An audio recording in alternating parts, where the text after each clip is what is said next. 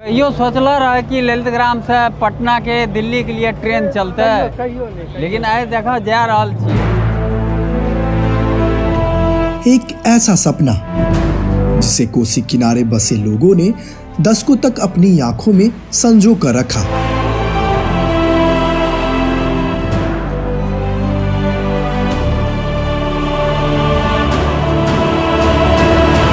इसे तो इंटीरियर इलाका था सब, अब तो एडवांस हो गया, गाड़ी जाने लगी, पटना दिल्ली हर जगह जाती है। जो सीतामढ़ी अभी गाड़ी खुली है, यहाँ से सपना में भी नहीं था कि सीतामढ़ी लोग जाएगा। छोटी लाइन से जाता था बरौनी में, वहाँ मानसिया, मानसी से बरौनिया, तो उसके बाद जाता था सीतामढ़ी। 70 साल के कय्यूम अंसारी की आंखों में ये खुशी सिर्फ उनकी नहीं, पूर्व रेल मंत्री स्वर्गीय ललित नारायण मिश्र और उन हजारों परिवारों की है जिन्होंने 1975 में स्टेशन बनते देखा था। छोटी सी लाइन और एक छोटा सा स्टेशन। 2008 की कुशा त्रासदी ने सब कुछ छीन लिया। कोसी की बाट पटरियों के साथ लोगों की उम्मीदें भी बहा ले गई। ऐसा लगा जैसे यह इलाका हमेशा के लिए दुनिया से कट गया। 2008 में जो बाढ़ आया तो बुरा हाल हुआ हम लोगों का। कई जगह रेलवे टूट गया और जो गाटर था हम लोगों का लक्ष्मिया यहाँ, वो टूट गया। गाटर जो जिस पे गाड़ी आती जाती थी। ईस्ट सेंट्रल रेलवे की प्रतिबद्धता और कौशलता ने वक्त की दिशा बदल दी। अमान परिवर्तन के साथ जब फिर से पटरियां बिछी तो ललित ग्राम की किस्मत भी पटरी पर लौट आई। आज यहाँ से गुजरती हर ट्रेन सिर्फ सफर नहीं करती, वो अपने साथ लोगों के सपने, उम्मीदें और एक नए कल की रफ्तार लेकर चलती है। दशकों के इंतजार के बाद जब ये ख्वाब पूरा हुआ तो लोगों ने कहा कि आज ललित बाबू का सपना साकार हो गया। ललित बाबू का सपना साकार हो गया।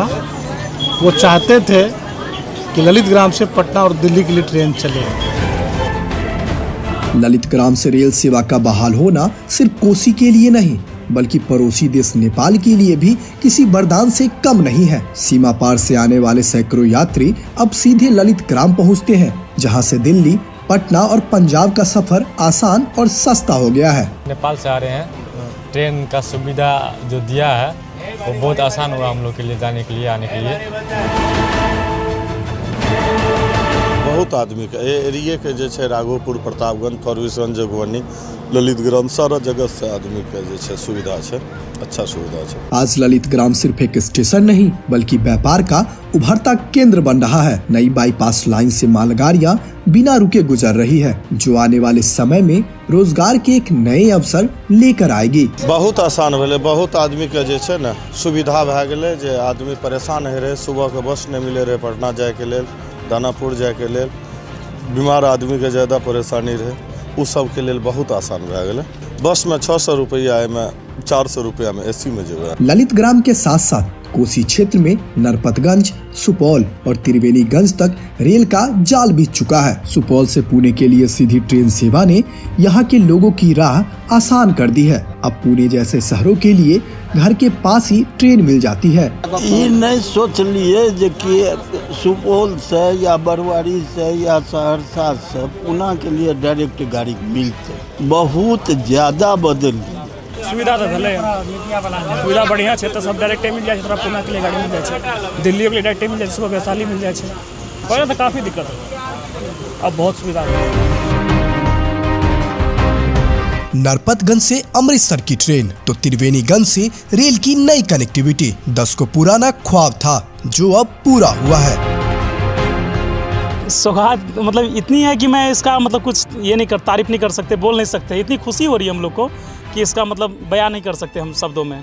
कि हम लोग को, हमको जहाँ तक मालूम था कि हम लोग नहीं देख पाएंगे त्रिवेणीगंज में, यहाँ से ट्रेन की हम लोग ट्रेन पे चढ़ के कहीं जाएंगे यहाँ से त्रिवेणीगंज वासियों के लिए, ये हम लोग को यहाँ से मिल गया है। हम लोग जाते हैं ट्रेन पे चढ़ के जहाँ मन तहाँ, सुपौल, सहरसा, मधेपुरा, जहाँ तक आप जाइए। यहाँ से सहरसा के बाद आप जहाँ जाइए सुपौल के बाद, तो बहुत खुशी की बात है हमारे त्रिवेणीगंज वासियों के लिए।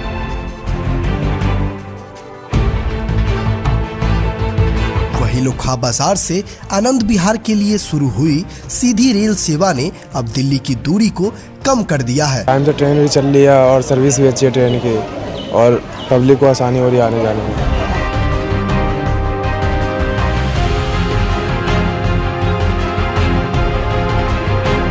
ऐसे सुदूर इलाकों से रेल का ये सफर लोगों को आवागमन की सुविधा के साथ पैसे और समय को भी बचा रहा है।